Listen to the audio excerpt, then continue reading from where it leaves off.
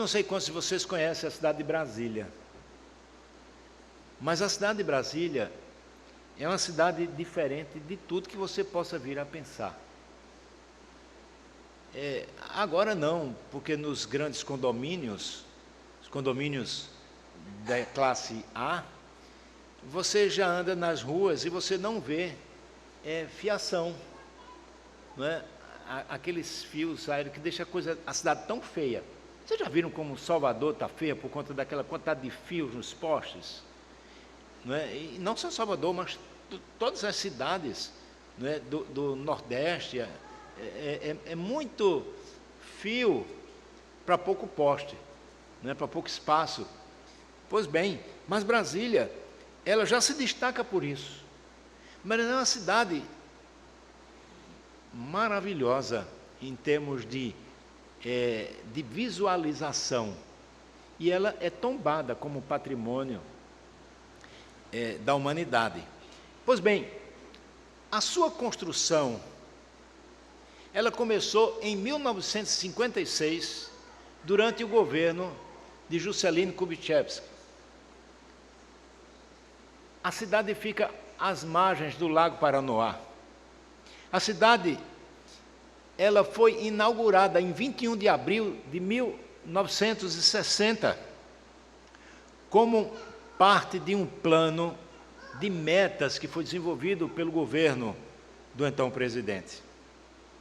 O projeto urbanístico daquela cidade foi feito por Lúcio Costa e os principais prédios foi projetado por Oscar Niemeyer, os seus grandes monumentos, né? A Praça dos Três Poderes, e dizem que ela tem um formato de avião, não é? Alguém já viu a maquete de Brasília vista do alto, e de fato tem um formato de avião. Dizem até que o próprio Oscar Niemeyer se arrependeu e disse que, se tivesse bem consciente, teria feito Brasília no formato de camburão, não é? Dado a tudo aquilo que acontece nos porões da política daquela cidade. Mas é uma cidade realmente monumental. Até 1956 não existia absolutamente nada. Nada. Mas aquela cidade foi erguida no Cerrado, onde havia apenas a natureza. Surgiu uma bela cidade, a capital do Brasil, que hoje abriga quase 3 milhões de habitantes. Ela não foi projetada para ter esse tanto de habitantes, mas hoje ela já tem 3 milhões de habitantes. No sermão de hoje, então, nós iremos, meus irmãos, nós veremos como Deus conduziu a história para organizar o seu povo depois de um conturbado período chamado período dos juízes. Lembram? Nós expusemos aqui para vocês o livro dos juízes, e aquele livro termina com uma frase, e ela se repetiu durante alguns momentos, e nós dissemos isso aqui, demos ênfase a isso, no qual ele diz assim, o último versículo de Juízes: naqueles dias não havia rei em Israel, cada um fazia o que achava mais reto. Então, Israel precisava ser organizada após aquele conturbado período dos juízes. E aqui, no início dessa série de sermões que eu começaria a pregar hoje, em 1 Samuel, Deus vai dando forma a esse povo. Tudo começa, então, de maneira absolutamente surpreendente. Surpreendente porque começa a partir de uma mulher estéril que dará à luz a um filho. E esse filho, mais tarde, vai ungir os 2 primeiros reis de Israel, Saul e Davi.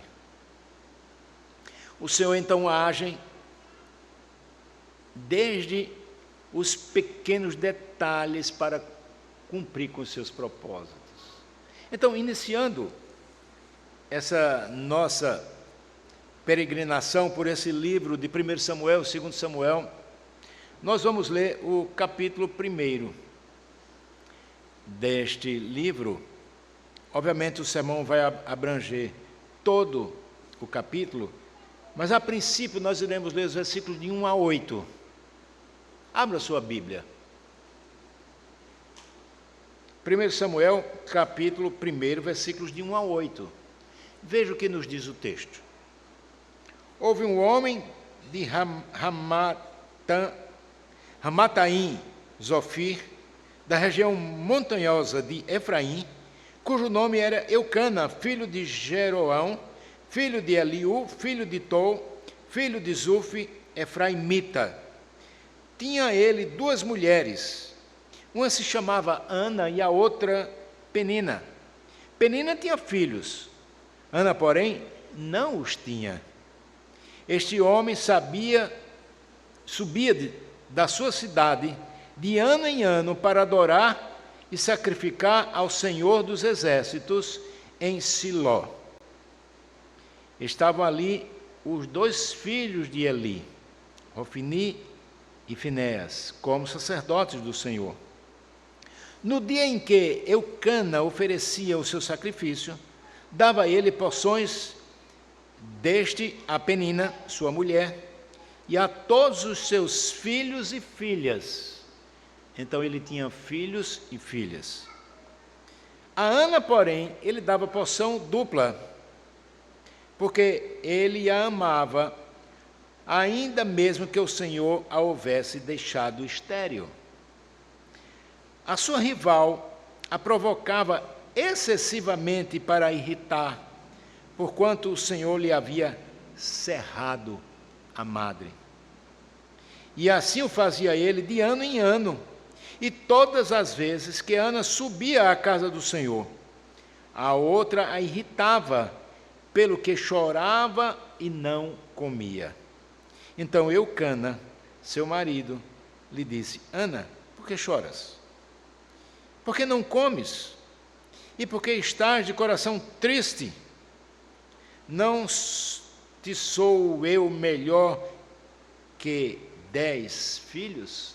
Até aqui, vamos orar. Senhor, agradecemos pela Tua palavra, Senhor, e te pedimos que o Senhor Deus fale aos nossos corações, porque nós precisamos ouvir, entendê-la e aplicá-la nas nossas vidas, em nome de Jesus, amém. Comentaristas desse livro, eles vão descrever que o âmago do relato sobre a história de Israel começa aqui, de Israel como uma nação politicamente organizada. Ou seja, até então era um povo, mas um povo que vivia uma teocracia,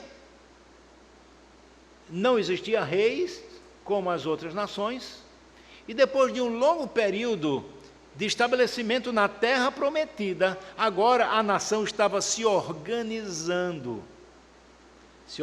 E nós veremos então que esse livro trata exatamente sobre a passagem do período dos juízes para o período dos reis. E aqui, nesse livro, 1 e 2 Samuel, destacam-se 3 personagens. O primeiro é o personagem que dá nome ao livro. E os outros 2, na sequência, são Saul e Davi. Sendo, claro, Davi o foco da narrativa desse livro, pois, do ponto de vista histórico, de importância, do ponto de vista literário, os demais personagens vão, assim, gravitar, se relacionar com ele, o rei de Israel, que começa a reinar em Israel numa dinastia, num reino que é considerado eterno, do qual vai sentar nesse trono Jesus, que era descendente de Davi. Então, meus queridos irmãos, a ideia central desse texto, e que serviu de base para esse sermão que nós vamos apresentar aqui aos irmãos nesta noite, já foi lido, não é? E nós podemos então ver que Deus age soberanamente no meio do seu povo a partir da oração de uma mulher que era estéril e que estava aflita, muito aflita. Isso demonstra então que a verdadeira esperança, meus irmãos, tem a sua origem, tem o seu foco, não naquilo que os homens podem fazer, como por exemplo hoje nós poderíamos pensar na ciência, naquelas mulheres que querem ter filhos e não os têm, elas buscam as clínicas de tratamento para engravidarem. Então, algumas colocam toda a esperança exatamente nesse tratamento, ao invés de depositar a esperança de fato em Deus, e que essas clínicas, esses médicos seriam apenas um instrumento para Deus utilizar para a sua glória. Mas aqui no caso nós veremos que aquela mulher estéril, não existia outra esperança para ela, senão ela depender de Deus e crer e confiar que o seu Deus responderia à sua oração, delineando o plano de Deus, trazendo esperança para aquela mulher e trazendo também esperança para o povo de Israel nesse novo período que eles vão viver. Então, baseado nisso, eu quero trabalhar nesta noite, refletindo com os irmãos, sobre a esperança que nasce da esterilidade. A esperança que nasce da esterilidade. Estéril significa alguém que não pode reproduzir. Eu tenho uma irmã que é estéril. Ela fez todo o tratamento que era necessário, e depois ela perdeu definitivamente a esperança, porque ela teve que tirar os seus órgãos internos. Então, para ela, era uma grande angústia. E eu sei que para muitas mulheres também, uma grande angústia pela necessidade, pelo desejo de ter um filho, e Deus não concedeu. Mas observe, meus irmãos, que a narrativa de 1 Samuel começa relatando a história de um homem da região de Efraim, que tinha 2 mulheres. E aqui nós não vamos entrar nesse mérito, porque essa era uma prática que já começou a acontecer ainda no livro do Gênesis. Os homens fizeram os seus próprios planos. Embora Deus tivesse criado um homem e uma mulher, eles agora estavam vivendo com mais de uma mulher. Pois bem, esse homem possuía 2 mulheres, Penina e Ana. Penina era uma mulher fértil. Ana era uma mulher estéril. Talvez, vivendo a perspectiva do mundo atual, que é uma perspectiva completamente secularizada, na perspectiva do feminismo, Ana deveria ser uma mulher alegre, porque ela poderia se dedicar à sua carreira, aos seus planos como mulher, para suplantar a hegemonia dos homens. Mas aqui, esse não era isso que acontecia, e ela era triste por isso. E aquele homem que tinha o nome de Eucana, que significa aquele que pertence a Deus. Toda vez que você ouvir alguma palavra, algum nome bíblico que começa com El ou termina com El, está utilizando-se ali de um nome de Deus, o nome genérico de Deus, Elohim, El. Então, toda vez que tiver um El, ou no início ou no fim, relaciona-se com Deus. E aqui, então, o nome de Eucânio é exatamente esse, aquele que pertence a Deus.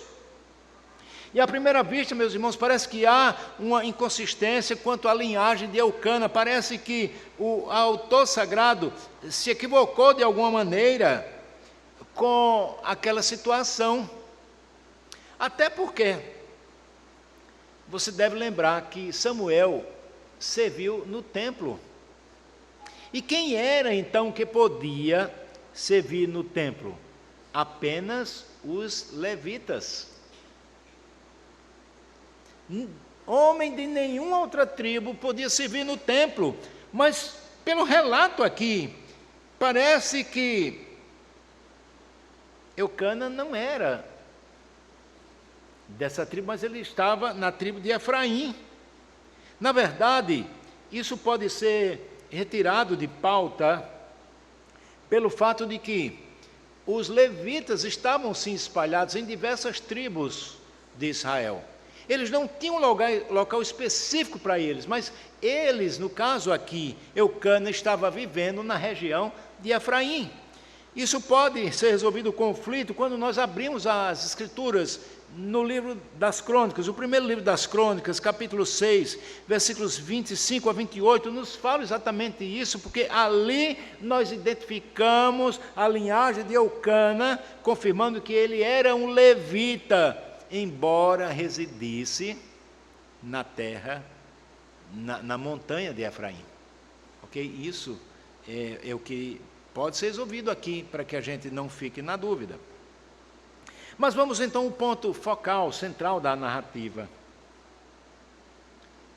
A mulher de Eucana, ou a mulher que Eucana amava, ela era estéril. A outra mulher não. Ela podia ter filhos e filhas. No primeiro momento do relato, nos diz que Penina tinha filhos, no versículo 2. Mas quando você lê um pouquinho mais adiante, no versículo 4, o texto nos diz que ela tinha filhos e filhas. Pois bem, Penina tinha como diversão preferida ficar fazendo pouco de Ana, que não podia ter filhos. Desprezava a Ana. De forma muito especial ela fazia isso quando, anualmente, a família inteira saía de Ramá e ia a Siló, aonde estava a Arca da Aliança. No templo, eles iriam ali oferecer sacrifício, louvor, uma vez por ano a Deus, louvor a Deus, obviamente. Mas o relato bíblico nos traz a situação de Ana de forma realmente impactante, quando a gente lê dizendo assim: porém, o Senhor lhe havia cerrado a madre. Ou seja, o Senhor havia fechado a madre de Ana, e ela não poderia ter filhos. E há alguém que relacione essa esterilidade, pelo menos provisória, de Ana, com a esterilidade espiritual que vivia o povo de Israel naquele momento. Nós sabemos que no tempo dos juízes, eles faziam aquilo que dava na cabeça.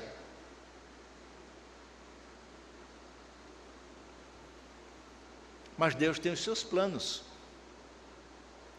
porque Ele permanecia presente no meio do seu povo, a despeito da dificuldade do seu povo, a despeito da dificuldade de Ana. E observe que na parte final do versículo 5, o autor vai afirmar exatamente isso, que ele cerrou a madre. E a situação, meus queridos irmãos, se agravava a cada ano, quando, naquele momento de festa, que eles saíam de Siló para Ramá, e ali eles deveriam adorar a Deus, ser tudo muito alegre, mas terminava sendo tudo muito triste por conta daquela situação, e Ana se entristecia profundamente, a ponto de não comer, a ponto de não beber. O seu semblante decaía de tristeza. E nesse contexto, então, o seu marido tentava consolá-la, dizendo algo do tipo: não sou eu melhor do que 10 filhos? Mas ela queria um filho. Ela sentia a dor de não ter um filho, e ela ainda tinha esperança de ter um filho. A segunda coisa que eu quero destacar aqui no texto, além dessa esperança que nasce na dor, é a partir do versículo 9 até o 18, a segunda perícope aqui do texto que nós temos em mãos, que vai destacar que a esperança nasce de uma oração fervorosa. Veja o que nos diz o texto, a partir do versículo 9. Após terem comido e bebido em Siló, estando Eli, o sacerdote, assentado numa cadeira, junto a um pilar do templo do Senhor. Esse não foi o templo, obviamente, que Salomão construiu, só para que a gente fique claro. Levantou-se Ana e, com amargura de alma, orou ao Senhor e chorou abundantemente. E fez um voto dizendo: Senhor dos exércitos, se benignamente atentares para a aflição da tua serva e de mim, e te lembrares da tua serva, não te esqueceres, e lhe deres um filho varão ao Senhor, o darei por todos os dias da sua vida, e sobre a sua cabeça não passará navalha. Demorando-se ela no orar perante o Senhor, passou ali a observar-lhes o movimento dos lábios. Porquanto Ana só no coração falava, seus lábios se moviam, porém não se lhe ouvia voz nenhuma, por isso Eli a teve por embriagada. Ele disse: até quando estarás tu embriagada? Aparta de ti esse vinho. Porém, Ana respondeu: não, Senhor meu. Eu sou mulher atribulada de espírito. Não bebi nem vinho, nem bebida forte. Porém, venho derramando a minha alma perante o Senhor. Não tenhas, pois, a tua serva por filha de Belial, porque pelo excesso da minha ansiedade e da minha aflição é que tenho falado até agora. Então lhe respondeu Eli: vai-te em paz, e o Deus de Israel te conceda a petição que fizeste. E disse ela: ache a tua serva mercê diante de ti. Assim o Senhor, a mulher, se foi seu caminho e comeu, e o seu semblante já não era triste. Meus irmãos, segundo a cultura hebraica, após oferecerem os seus sacrifícios, as famílias se reuniam e participavam em conjunto de uma bela refeição, onde todos comiam fartamente, bebiam, se alegravam uns com os outros. Embora o texto não diga exatamente qual foi o horário dessa refeição, é muito possível que ela tenha ocorrido ou no início da tarde ou no final da tarde, início da noite, conforme era costume do povo. Você pode ver isso em Êxodo capítulo 29, 39, você pode ver isso também no Salmo 141, versículo 2, onde nós vemos que as ofertas eram geralmente oferecidas na parte da tarde.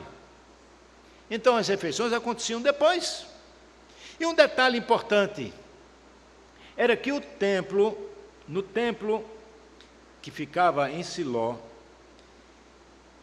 era ali que se encontrava a arca do Senhor, que simbolizava a presença de Deus no meio do seu povo. Era ali que o povo se reunia para adorar o Senhor e para entregar as suas ofertas, porque ali estava o sumo sacerdote.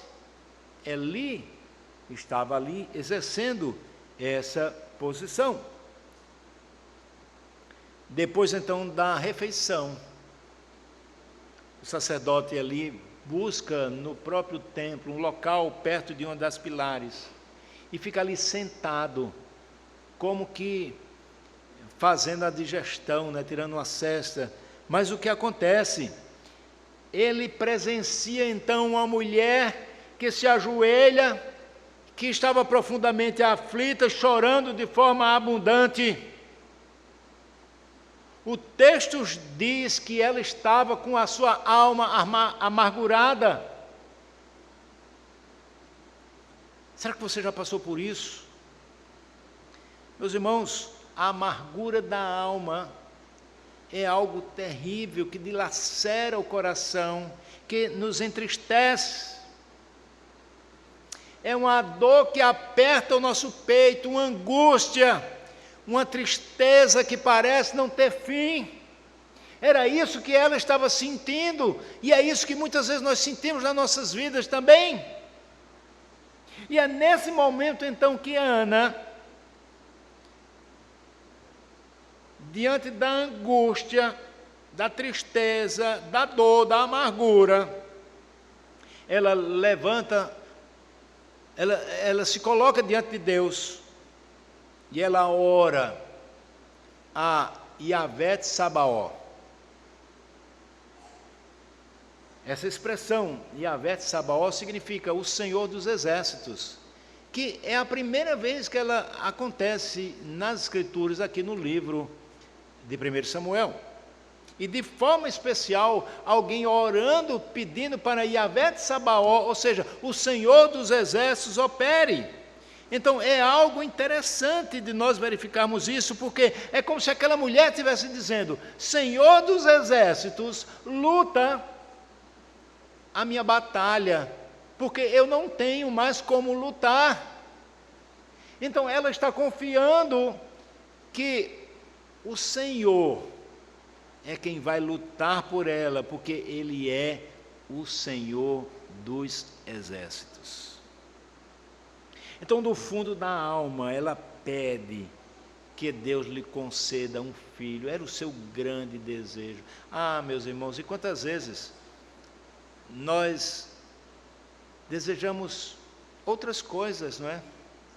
Que não algo tão importante para a vida.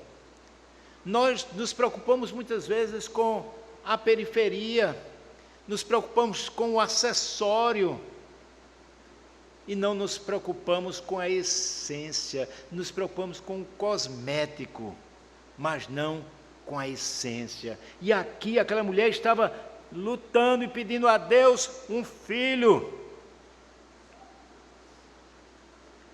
E ela não só pede a Deus um filho, mas ela também faz um voto ao Senhor, que se o Senhor concedesse aquele filho, ela o devolveria ao Senhor, ela entregaria de novo ele para o Senhor, para que ele pudesse servi-lo por todos os dias da sua vida. Ela faz uma promessa, um voto, para que aquela coisa mais importante que ela queria, ela entregaria de volta ao Senhor. Isso é simplesmente maravilhoso. E como eu já falei, a intensidade daquela oração chamou a atenção de Eli, que ao vê-la daquela forma, movendo os lábios, mas sem emitir som, ele julgou precipitadamente e pensou que ela estivesse embriagada. Ah, meus irmãos, quantas vezes também nós julgamos. Nós somos mestres em julgar o exterior. Mas nós fazemos isso. Isso me traz à memória, eu já disse aqui a vocês uma vez que eu fui empresário, pequeno empresário. E nos idos aí 1992, eu iniciei uma loja de informática. Foi quando o computador começou a se tornar algo na casa de cada pessoa. Então, nós tínhamos uma pequena loja que ficou muito linda, não era num shopping, mas parecia a loja de um shopping, não é? Ficou muito bela realmente. E tinha uma vitrine, e sempre aparecia ali uma mulher humilde, vestida humildemente, de sandálias, antigamente chamava japonesa, né? Porque existia a sandália havaiana, e existia um outro tipo de sandália que soltava as tiras e tinha cheiro, não é? Então, ela aparece ali com uma dessas sandálias, e ficava olhando. E eu percebi isso durante alguns dias.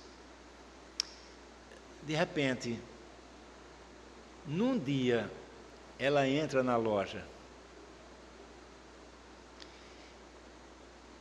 E eu julgando o exterior, porque havia muitas coisas ali na loja que podiam ser subtraídas ou qualquer outra coisa, ela entra e diz bom dia, eu digo bom dia, mas eu não tenho, nós não temos nada para dar de esmola para a senhora. Ela disse, não, eu não estou aqui para pedir esmolas, eu estou aqui porque eu quero comprar um computador para o meu filho. Eu juntei durante um tempo o dinheiro e eu quero aquele computador ali, era o mais caro que tinha. E ela estava com o dinheiro para pagar à vista. Então, às vezes acontece conosco, meus irmãos, nós julgamos as pessoas pelo exterior. E isso é reprovável diante de Deus. Pois bem, foi o que aconteceu com Eli. Ele julgou aquela mulher, mas ela, igualmente aquela senhora que falou para mim, ela respondeu com mansidão, explicando aquilo que realmente estava acontecendo com ela. E aí, comovido, não é? Com aquela situação, lembrando de mim, eu agora alegre, porque eu ia vender um computador à vista, não é? Então, comovido, o sacerdote despede-se dela, diz, vá em paz. E ele roga ao Deus de Israel que conceda a bênção àquela mulher. O texto não dá muitos detalhes, meus irmãos, sobre o que aconteceu na sequência. Mas existe que Ana ela foi embora. E ela ali já comeu, ela já bebeu, e o seu semblante já não era um semblante de tristeza. A esperança havia brotado no seu coração, e aquilo era fruto da fé que ela tinha em Yahvé Sabaó, o Senhor dos Exércitos, de que ele daria aquilo que ela tinha necessidade. Mas agora já,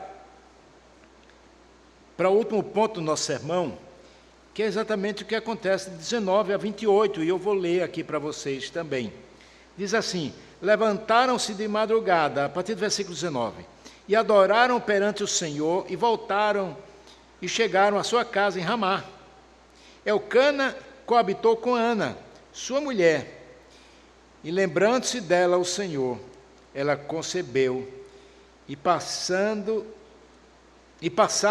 o devido tempo, teve um filho, a quem chamou de Samuel, pois dizia, do Senhor o pedi. Samuel, então o El ali é Deus, né?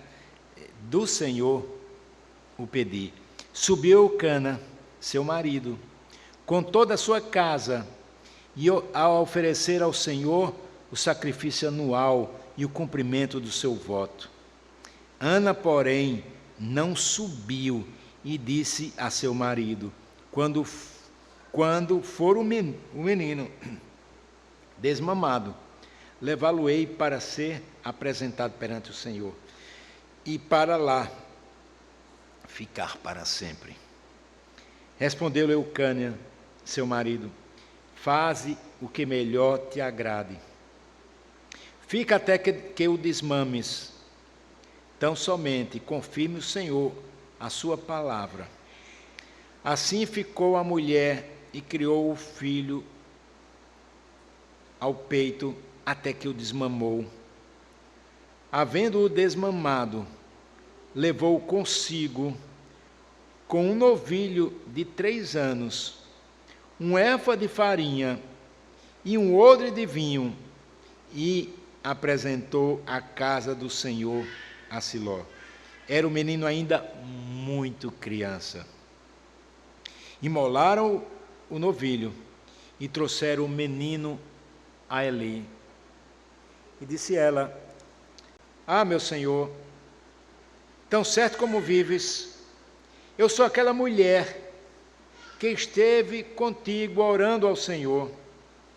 Este é o menino, por este menino orava eu, e o Senhor me concedeu a petição que lhe fizera, pelo que também trago como devolvido ao Senhor por todos os dias que viver, pois do Senhor o pedi, e eles adoraram o Senhor.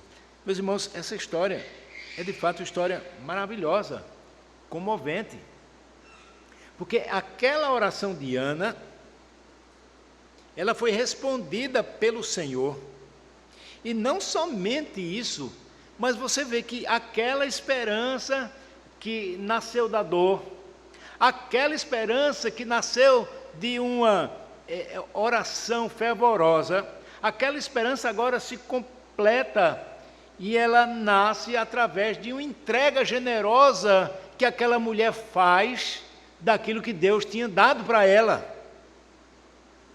O versículo 19 que nós lemos, veremos que eles devem ter pernoitado em Siló. A família se levanta de madrugada, adora o Senhor e retorna para casa. Eles residiam em Ramá, que fica na região de Efraim, de montanha de Efraim, aproximadamente 25 a 30 quilômetros de onde estava Siló. Então, eles saem, e nos diz o texto de que Eucana coabitou com sua mulher.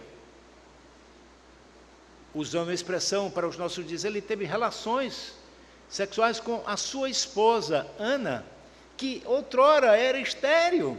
Mas o texto nos diz de que ela engravidou. Deus se lembrou dela. É assim que o texto nos diz no versículo 19.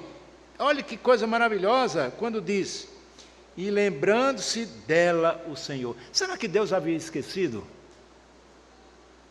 Às vezes a gente pensa que Deus esquece das coisas. Não.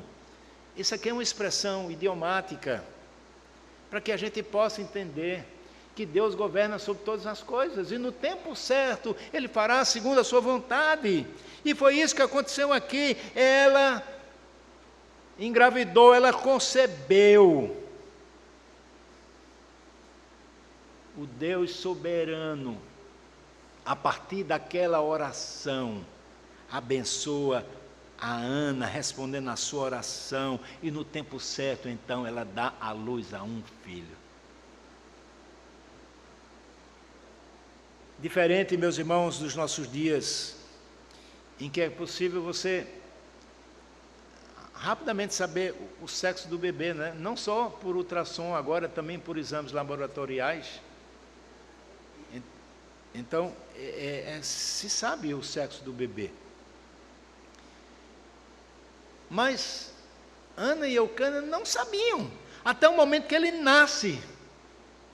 E ao nascer, Ana coloca um nome especial nele, do garoto de Samuel, que significa do Senhor o pedi. Mas vem novamente aquele ciclo, lembra do ciclo? Todos os anos, muito possivelmente isso aqui era no dia da expiação, no Yom Kippur, é a palavra hebraica para o dia da expiação, onde os judeus saíam das suas casas, iam para onde estava a arca do Senhor, que simbolizava a presença do Senhor. Então, Eucana mais uma vez vai subir com a sua família. Mas você observa de que Ana e o pequenino Samuel, eles não foram, mas eles permaneceram em casa. E aqui uma pergunta, isso suscita uma dúvida. Teria Ana a intenção de quebrar o voto que ela havia feito? Talvez ela recebeu a bênção de Deus e agora não queria soltar essa bênção, ela tinha prometido devolvê-la ao Senhor. Será que era essa a intenção? Certamente que não. Ela estava apenas aguardando o tempo em que o menino fosse desmamado. E que tempo seria esse? A cultura hebraica diz que isso deveria acontecer entre 2 e 5 anos, dependendo do grau de nutrição do garoto. Então, 3 anos é algo absolutamente razoável, porque se você percebeu o texto, ele vai nos dizer que Ana, quando foi a Siló entregar o garoto, ela levou consigo um novilho de 3 anos. Então, há uma correlação disso aí.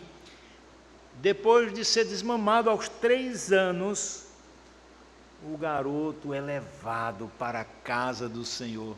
Imagina você, um pequenino de 3 anos, a coisa mais preciosa que Ana tinha. Imagina você, a coisa mais preciosa que você tem, você devolvê-lo ao Senhor. E ela faz isso. Leva aquele novilho que seria imolado, 3 anos o novilho.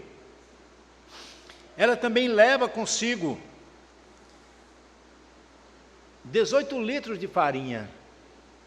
E ela leva uma quantidade grande de vinho, de entre 20 e 40 litros de vinho. Era a medida que nós temos aqui em nossas mãos. Mas você observa aqui, meus irmãos, que Ana não levou uma oferta qualquer para o Senhor. Ela levou o melhor que ela tinha. Em primeiro lugar, o seu filho. Em segundo lugar, o melhor da criação, que era um novilho. Não é? Esse novilho que seria sacrificado apontava para quem? Para Cristo. E ainda mais, ela leva o fruto do trabalho humano, ou seja, a farinha. Mas não somente isso, ela ainda leva o vinho, que era o símbolo da alegria na aliança, e a alegria aponta então para o Espírito Santo de Deus, sem alegorizar o texto. Eu não estou fazendo alegorias, eu estou aplicando de conformidade com o método histórico gramatical, que é aquele que nós abraçamos para interpretar as Escrituras Sagradas. Então, esses elementos, meus irmãos, juntamente com o seu filho Samuel, eles foram consagrados ao Senhor em uma profunda reverência e gratidão. E eu caminho aqui para o fim, fazendo 3 aplicações, além de algumas que nós já fizemos. A primeira delas, meus irmãos, Deus gera, Deus concede esperança quando o mundo está desesperado e não consegue ver possibilidades de resolução dos problemas. Sob a perspectiva humana, não havia nada que aquela mulher pudesse fazer para mudar a sua realidade de esterilidade. Ainda hoje nós vemos com o avanço da medicina, um tratamento para que as mulheres sejam fertilizadas, né, de uma forma que a ciência tem feito. Isso não garante 100% o sucesso da operação. Imagine naquela época, imagine a situação de Ana. Então era algo, sem dúvida alguma, desesperador. Eu quero destacar, meus queridos irmãos, que ainda que o sofrimento ele seja tão presente na nossa vida, ele não é um sinal de abandono de Deus da nossa vida. Mas essa situação caótica funciona apenas como um palco onde o Senhor Deus manifestará a sua bondade, o seu poder, a sua vontade. Nessa impossibilidade que você vê das coisas acontecerem, é exatamente ali que o Senhor manifestará o seu poder, mudando a realidade. Por isso, não desista. Permaneça em oração. Espere no Senhor, mesmo diante da desesperança do mundo. Uma segunda lição. Uma boa pergunta para fazermos em momentos difíceis é: o que fazer quando não tenho o que fazer?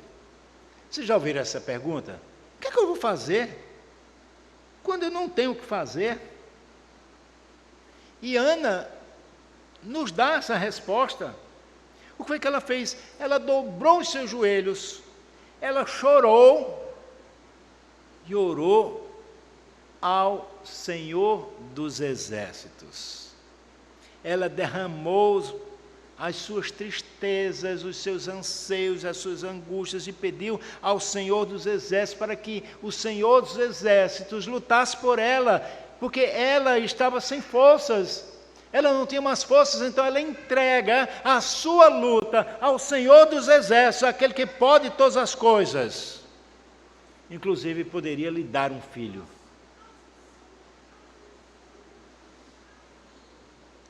É claro que a motivação de Ana, desde sempre, era glorificar a Deus, porque ela pedia um filho para quê? Para devolvê-lo. Então, às vezes, nós não obtemos sucesso naquilo que pedimos, porque pedimos mal.